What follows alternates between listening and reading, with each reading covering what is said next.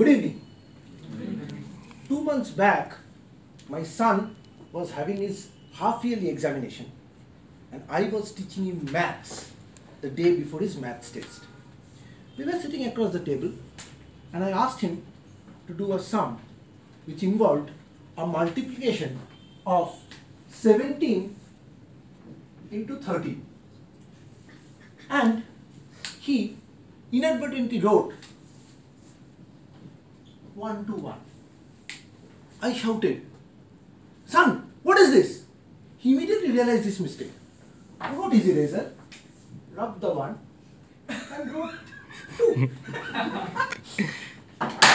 Friends, when we were kids, an eraser is as much a part of the learning process as a pencil is. Write down. If you make a mistake, rub it again and again write it down. Think how simple it would be if we could have treated our life in the similar manner. Make a mistake, stop, amend, start all over again. But sadly, as we grow old, life is not that easy and we make mistakes which leave much deeper mark than an eraser can erase. Rajesh and Simanti, my college mates, were lovebirds in our college, whom the entire college knew as an inseparable pair.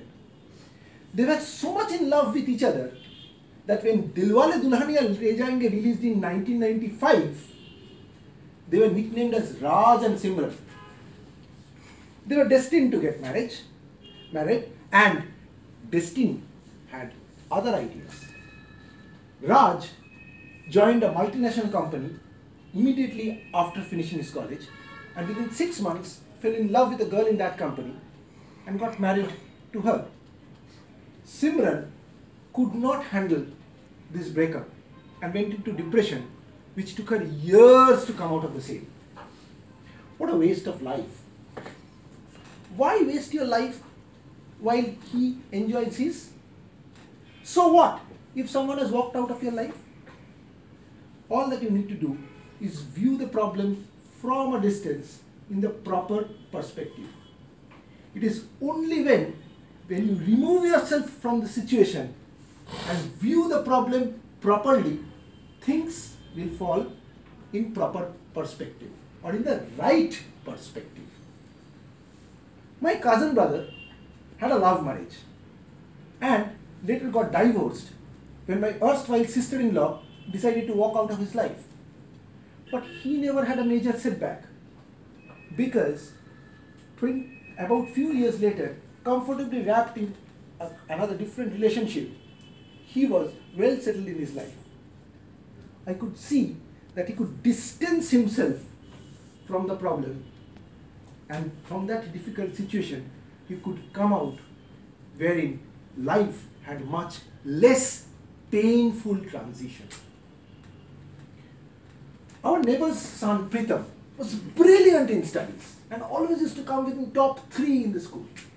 All of us had huge expectations of him.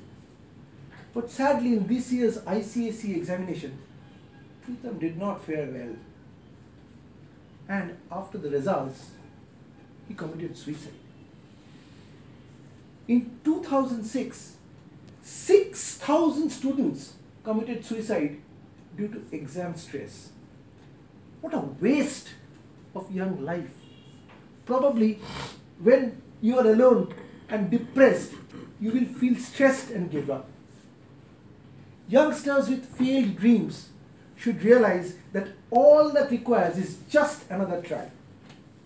Step back, think through, analyze the situation, and try again.